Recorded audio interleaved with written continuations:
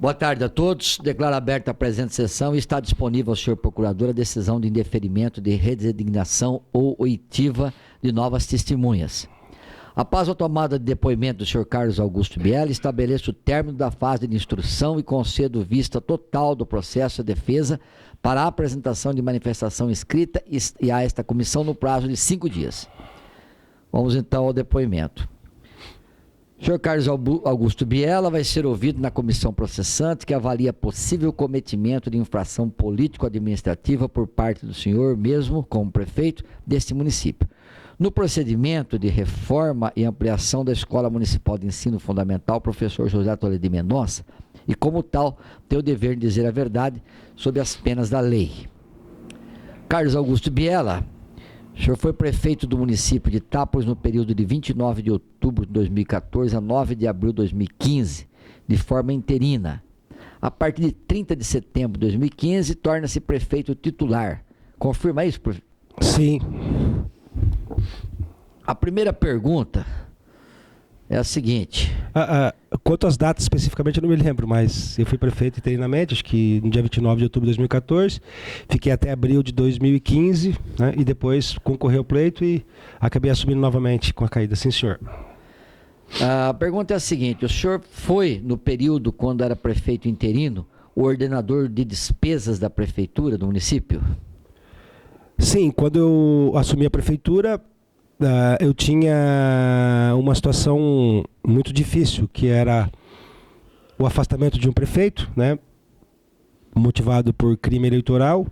A máquina estava andando e a gente sentia que a prefeitura estava com dificuldades. Então tinha dois caminhos, ou eu mandava todo mundo embora e recomeçava esse processo e causaria um prejuízo muito grande para a sociedade, ou eu mantinha as coisas da forma que elas estavam, né, e dessa forma procurava separar o joio do trigo, né, procurando dentro desse mundo que eu entendo, como dizia Ítalo Calvino, né, um mundo duro, difícil, pessoas que como eu também não fazem parte desse mundo e cultivando-a, né. O que eu quero dizer com isso? Eu fui mantendo a administração e aos poucos eu fui exonerando os funcionários os quais eu entendia que não tinha preparo para ocupar o cargo que ocupavam, né? Ok. Sim, eu era ordenador de despesa, né? Não, tudo bem. Antes desta comissão processante, esta casa instalou e concluiu uma comissão parlamentar de inquérito. Toda a instrução e relatório foram juntados nos autos desta comissão processante. Nos autos constam, de fato, sua assinatura em vários cheques de pagamento à empresa Domingos Leal, e ficou claro que nos últimos 4 pagamentos, as medições atestadas como serviço realizado pelo engenheiro Carlos Doro não foi realizado. Faço aqui referência às notas emitidas pela empresa Domingos Leal e aos valores. Nota 284, valor R$ 46.449,30. Nota 285, valor R$ 47.946,75. Nota 286, valor R$ 48.502,50. E a nota 287, valor R$ 56.265,80. Nos 4 itens, o prejuízo foi de R$ 199.164,35. Pergunto, o senhor era sabedor da inexistência desses serviços naquela oportunidade? Olha, diante do que nós pudemos perceber quando estávamos lá, seria praticamente impossível, né? Porque na realidade o que existia ali era uma organização, né, muito bem montada, de uma obra que já existiu muito antes da minha gestão, já tinha anos que ela estava ali, e foram feitos vários pagamentos também, não só por mim, mas acho que por outro prefeito também, que a gente pôde apurar naquele momento ali. Então a gente, naquele momento, obedeceu todos os trâmites legais, a gente acompanhou todo o processo, não teve só a assinatura do senhor Doro, teve também a apresentação da planilha da empresa, por engenheiros da empresa, foi acompanhado pela nossa engenharia, no caso o Doro, que era o engenheiro responsável, determinado pelo Mazinho, que é de concurso, também que é concursado pelo prefeito Mazinho, passou pelo secretário do planejamento também, que atestou que a obra estava correta, passou também pela secretária da pasta, que atestou que a obra estava correta, e até que chegou ao financeiro, né? E a gente acabou detectando posteriormente que já em dezembro, esse mesmo senhor, o senhor Robson Rinaldi, ele chegou a emitir uma cártula de cheque com o valor integral das empresas. Então, acredito eu que o que ele deve ter pensado juntamente com o grupo que estava com ele ali, se a gente apresentar um cheque num valor tão alto, o Guto, o prefeito, pode descobrir. Então, a gente acaba parcelando. Foi o que motivou ele no final do ano a rasgar essa cartela de cheque. Depois, em janeiro, ele na minha frente, né, trouxe o processo sem me avisar, que correu a minha revelia, esta emissão do cheque, né, que não tem a minha assinatura, que eu até apresentei na CPI naquele momento, não tinha a minha assinatura. Então, em virtude disso, eu entendo que houve aí uma articulação muito bem feita por eles nesse sentido. Tanto é que quando ele sentou na minha frente, já no começo do ano, que eu não me lembro a data, ele sentou na minha frente da mesa e eu perguntava, tá certo? É isso mesmo. Então ele me apresentou. Então o cheque já chegou para mim pronto, com todos os procedimentos na mão corretos, e nós obedecemos todos os trâmites legais ali, obedecendo os conhecimentos técnicos. Então eu digo a vocês, seria praticamente impossível com o prefeito hoje conseguir diagnosticar qualquer falha que existisse na linha, até mesmo porque a gente estaria afrontando diretamente o parecer de profissionais técnicos que são pagos para isso. Eu entendo que é necessário, porque se isso não fosse objetivamente amparado pela lei, então acho que a gente estaria ali com 7 engenheiros e os 3 secretários da pasta, tanto planejamento, finanças e educação, bem como os engenheiros, 7 engenheiros, seria mais ou menos aí 1 milhão de gastos por ano que a prefeitura tem com essas pessoas que têm a obrigação e a fé pública de atestar para o prefeito que as coisas estão certas. Se isso não fosse correto, então a gente não precisaria gastar aí 1 milhão por ano com esses profissionais. O prefeito teria que administrar a cidade, medir as obras e atestar que elas estão corretas, né? O que não é o procedimento correto. Isso acontece em todas as prefeituras. Seria humanamente impossível um prefeito diagnosticar algum problema, até mesmo porque, no meu entendimento, existia ali um grupo muito bem montado, com esse intuito mesmo de prejudicar quem estivesse ali. Sentado, quem fosse ali no meu local, com a inocência que eu estava, poderia ser vítima deste crime. Como eu fui. Ok.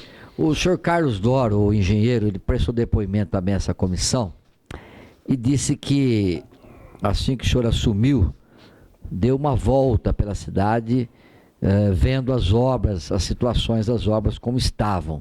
Procede essa informação? Eu não me lembro dessa obra especificamente, não. Eu me lembro que ele mostrou para mim, né, ele falou para mim sobre algumas obras. Nessa obra ele não me levou, em nenhuma das escolas ele me levou. Eu lembro que ele deve ter me levado, se me falha a memória, num dia de manhã, num sábado de manhã, se me falha a memória, foi na Ettore Venturini, e uma obra que tinha na educação também, que tinha 1 ou 2 pedreiros ali, que a gente demorou, mas foi uma coisa de 40 minutos, ele me levou em 3 obras, mas nessas especificamente desta mesma empresa, que todos eles são amigos, não me levou, que é da Domingos Leal, que é o do Toledo,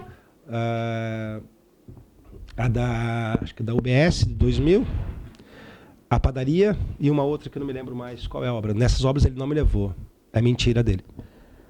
O senhor citou aí que passou por engenheiro e alguns outros setores competentes da municipalidade. Sim. Inclusive, existia uma ligação também de acompanhamento de obra da Secretaria de Obras, no caso, lá na época, Davi Marconato. Sim. E o conhecido Ney do Açúcar. Sim. O senhor entende que Doro, Davi, Ney, esse pessoal teve participação de má fé nessa história acontecida na Escola Toledo Mendonça?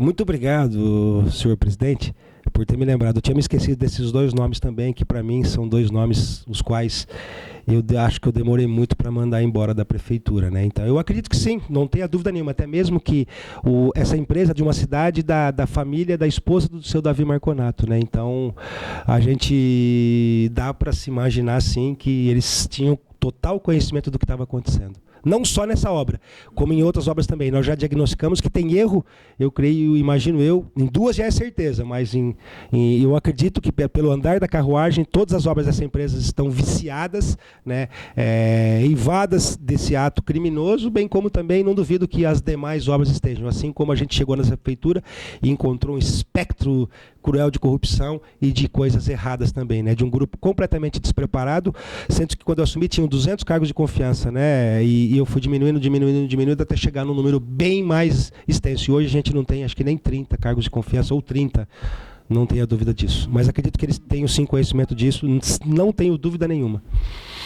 Foram citados 3 aí, o engenheiro, o secretário de obras e o adjunto de obras também.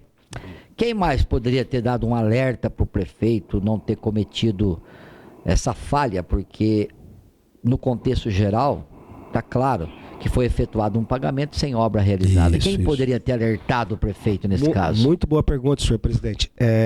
Eu creio que todos poderiam ter me alertado, porque todos tinham conhecimento disso. Tanto é que após eu descobrir isso, nenhum deles conseguiram olhar para o meu olho, porque a minha reação foi de muita tristeza e muita decepção. Foi um dos atos mais tristes em que eu pude ter na minha vida pública.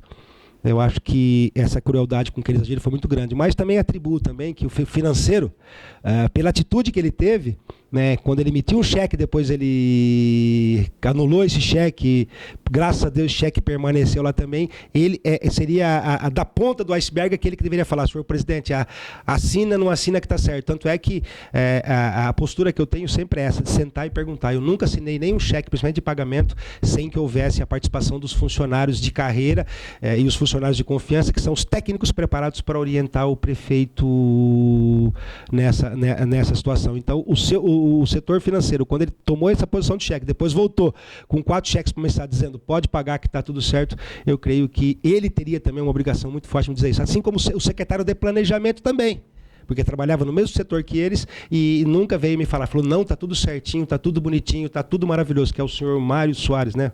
De Almeida, se não me engano, que ele era o secretário de planejamento. Ele teria obrigação, porque o setor dele é dentro de onde fica a engenharia. O Doro ficava do lado dele, os engenheiros ficavam do lado dele. O seu Davi Marconato, pelo que me contou o pessoal do pagamento, ele ia constantemente, ele e o Sonei do Açúcar, já saiu o pagamento do senhor, já saiu o pagamento do senhor, já saiu o pagamento do senhor. Isso a gente fica sabendo depois, né? Quando a coisa explode, as pessoas vêm e dizem pra gente que eles ficavam constantemente solicitando ali o pagamento dessa empresa ou não. E quem é que foi o envolvido aí, no caso, que deu essa colocação? Pode assinar que está tudo certo. Todos atestaram. E na minha frente sentou na mesa o senhor Robson. Falei, Robson, pode assinar? Ele falou, não, Guto. Inclusive ele que me orientava. Ele falou assim, olha, seria bom que o senhor tem que assinar tudo, o senhor tem que analisar se em caso de pagamento, se as notas têm o recebimento, o atestado de recebimento, ou se na emissão de um cheque o serviço fora prestado. Né? Então eu perguntei na frente dele, posso pagar? Ele falou, pode pagar. Eu paguei, né? E estou sofrendo com isso até hoje, né? Até mesmo mais por uma perseguição, não por uma atuação. Qual que é o tamanho da culpa do então prefeito Carlos Augusto Biera no acontecido aí na escola José Toledo desse pagamento? Nenhuma. Talvez a minha culpa foi ter sido honesto, né?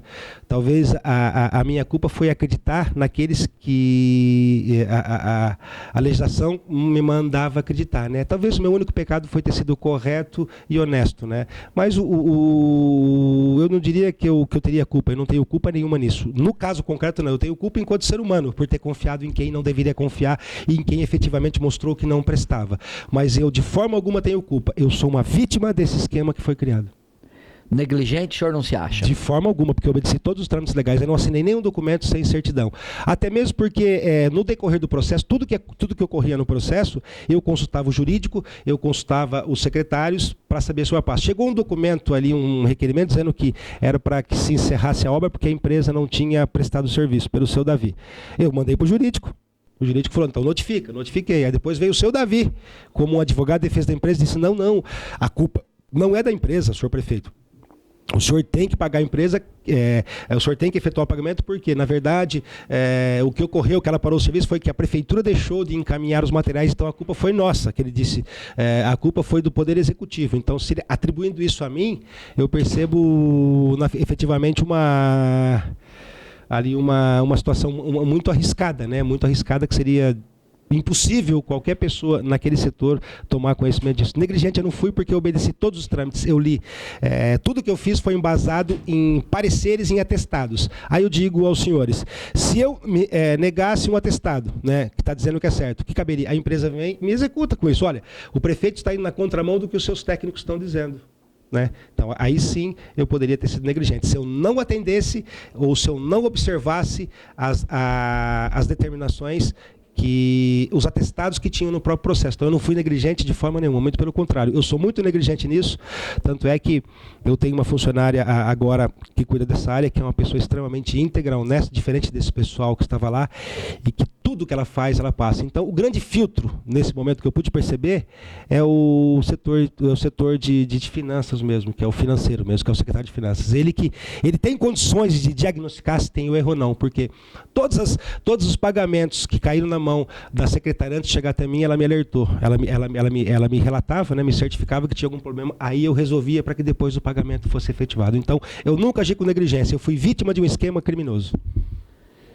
De acordo com a CPI, que eu já me referi aqui, o prejuízo gerado ao município foi de mais de R$425 mil.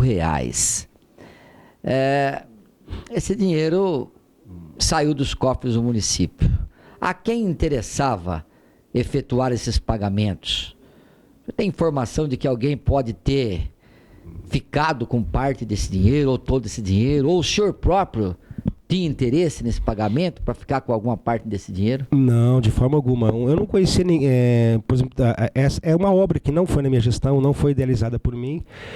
Eu simplesmente cheguei no momento em que já estava o caos instaurado, né, dentro de um grupo aí mafioso muito grande.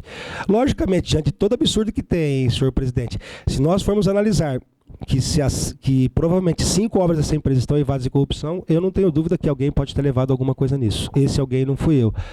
Quem tinha muita preocupação em saber do pagamento, isso me disseram lá no setor, até não sei se deve constar nos depoimentos dos funcionários da tesouraria do pagamento, que era o Davi Marconato e o seu Ney do Açúcar, que constantemente cobravam o pagamento dessa empresa. Então, acho que eles poderiam responder para o senhor com mais clareza se tem alguém interessado ou não, ou se eles também estavam interessados nesse pagamento. O senhor Carlos Doro continua trabalhando na prefeitura? Não, de forma alguma. Quando já iniciou-se o processo, a gente já tirou a gratificação. Ele tinha uma gratificação, inclusive, como ele era coordenador dos engenheiros. A gente já tirou essa função dele e ele encontra-se afastado hoje e infelizmente ainda recebendo, né? Quer dizer, a gente está pagando funcionário e a gente está precisando de engenheiro e ele está afastado para responder isso. E as medidas serão tomadas que após justiça, mas nada impede que, acho que a comissão deve estar estudando a possibilidade de já entrar com processo administrativo para afastá-la bem do serviço público, né? Por um mau serviço prestado. Né? Eu vou passar aqui para os demais componentes da comissão. Sim. E posso voltar também a qualquer momento aqui a novos questionamentos. Eu quero passar aqui inicialmente para o vereador Alex. Não tenho nada a perguntar ao prefeito. Vanderlei. Bom, então vamos lá.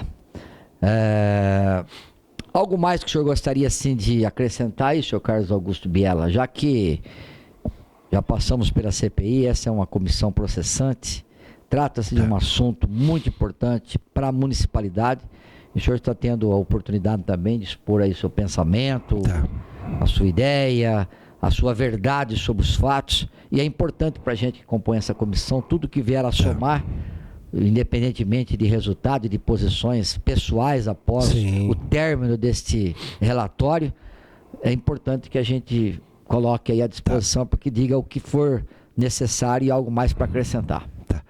Eu gostaria só de dizer que eu passei por 2 processos difíceis na minha vida administrativa em que eu assumi uma cidade no caos, instaurado por, acredito que uma má gestão, porque ela esqueceu-se de que os momentos de vaca gorda, de dinheiro, de arrecadação de dinheiro iria cair. Então foram uma série de responsabilidades administrativas e que todas elas explodiram efetivamente no meu colo. O caso da má conservação da nossa massa asfáltica, problemas gravíssimos no hospital, uma série de problemas com o pessoal também, e aí uma infinidade de erros. E essas obras também, e esses aspectos de corrupção que a gente acabou presenciando dentro dessa administração, da administração pública, que a gente acabou ali sentindo na pele. E digo aos senhores, a gente só conhece uma administração quando a gente senta na cadeira, né? Eu passei 6 anos defendendo uma administração e depois, quando eu sentei naquela cadeira, eu pude perceber que não era bem tudo aquilo que ocorria. Eu cheguei na mídia, pedi desculpas. Obviamente, a CPI ela foi instaurada por uma pessoa, por um terceiro, que era inimigo pessoal meu, porque eu não dei emprego para ele, que é o seu Devanir, e a senhora Sandra também, que é uma pessoa que só me ofende em Facebook, ataca, desrespeita completamente a figura do homem público.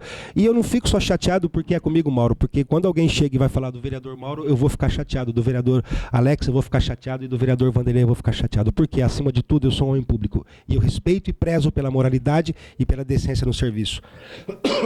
E infelizmente a gente vive num mundo hoje em que se perdeu o respeito por nós, homens públicos. Não por culpa nossa, eu tenho certeza que nenhum de nós aqui cometemos erro, até mesmo que eu conheço os senhores já há muito tempo e sei da capacidade dos senhores. Mas péssimos seres humanos, péssimos homens públicos mancham essa imagem da administração pública. E quando essa administração pública, alguns homens públicos, principalmente no legislativo, ou mulheres públicas também no legislativo, por uma questão de grupo político e por uma questão pessoal, dão ouvidos a pessoas sem o mínimo de respaldo, sem o mínimo de dever, e promove uma sessão, e promove a instalação de uma CPI para investigação, onde no final dela fora feito 2 relatórios me absolvendo e um relatório me condenando, justamente por um vereador que se chama Lorival Tomé, que está respondendo por um processo efetivamente de corrupção ativa, se não me falha a memória, justamente por ter procurado um dos meus assessores, que é o seu Jonas, sugerindo a ele, em virtude para que ele desse a entender para mim que eu amansasse para ele o processo administrativo lá, que ele me ajudava aqui. A minha resposta vai ser sempre não. Eu tenho a minha consciência limpa. Pior do que você cometer um crime é você atribuir a um inocente esse crime. E isso é só Deus que vai poder compensar isso. Sabia a dor que eu tive em todos esses momentos, que por tudo que eu prezei na minha vida foi efetivamente pela moralidade e ética. Todos aqui sabem disso.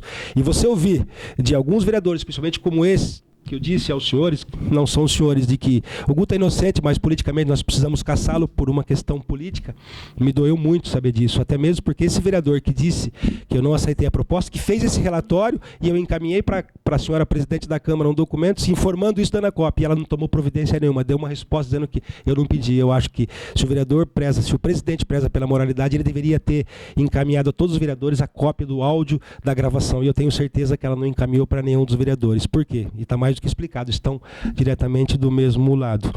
Então, eu passei por esses 2 procedimentos, passei pela CP, justamente por essa mesma pessoa, a qual eu não dei emprego, que me odeia mortalmente, disse que vai acabar com a minha vida, e que, infelizmente, corroborado com a senhora presidente, que eu acredito que foi quem deu os documentos para ele. Então, quer dizer, ela tomou conhecimento do que houve lá. E ao invés de instaurar o procedimento e para se averiguar, não, ela passou para um terceiro fazer. Talvez porque tenha faltado um pouco de coragem, né? Ou porque o que está pautado efetivamente nela, talvez, não seja o bem-estar da nossa sociedade, sim o interesse de grupo, que eu não percebo nos senhores essa postura que tem ali. Então foi algo que me magoou muito. Também eu gostaria de pedir desculpas aos senhores, eu estive doente, então não tive como comparecer aqui e fui muito ofendido e magoado. E me doeu muito mais quando eu interpelei o senhor Alex e quando eu fui intimado pelo senhor diretor lá no bairro das Antas, e que por sinal foi muito cordial e muito educado. Ele falou, estou aqui, senhor presidente e tal. Eu falei, não, eu vou até lá. Acabei depois confirmando que eu não consegui localizar meu advogado, motivo pelo qual não fui. Como eu não localizei, eu estaria em tal lugar, o senhor Flávio veio. Mas o que mais me deu foi o que ele me disse, né, que como é que pode uma comissão formada por pessoas tão ilibadas e de pessoas tão respeitadas na cidade, que construíram efetivamente o Mauro na sua área, o Alex na sua e o Vanderlei na sua área. Então são pessoas de respeito, de capacidade e competência, a qual receberam muitos elogios pelo trabalho dos senhores. Então a presidente, fora dito por ele, depois afirmado pelo Alex, que quem determinou que eu fosse citado foi a senhora presidente da Câmara, que ficava ligando para que ele viesse, e até o próprio Alex me disse também, que ela tomou essa atitude a mando do senhor Edmir Gonçalves, que é o candidato a prefeito. Então eu fiquei muito triste em saber que, talvez diferentemente da comissão, alguns vereadores estão preocupados não em apurar a verdade, sim em caçar um homem que talvez esteja na frente das pesquisas. Isso é muito triste. É muito triste porque o que a gente sonha é com uma cidade melhor, uma cidade onde todos nós busquemos a justiça e que acabemos com todos os aspectos de corrupção, independente do grupo que fica, porque se alguém do meu lado cometer algum erro, eu vou denunciar. E não vou defender e nem usar o meu interesse particular em relação a isso. Bom, só para fechar, então esse dinheiro aí que deu uma evaporada aí, um prejuízo do município, o senhor não sabe quem pegou esse dinheiro? Não, a gente sabe que, né, para algum lugar ele foi, né, mas infelizmente eu acho que eles estão tão fechados nisso que não vão acabar não dizendo, mas que ele foi desviado, isso é óbvio, claro. Eu só peço que Deus perdoe, né, que Deus perdoe as pessoas que fizeram isso, porque a justiça eu tenho certeza que não vai perdoar. Ok. Declaro encerrado, então, o depoimento do senhor Carlos Augusto Biela e agradeço a todos aí. Muito obrigado. Obrigado.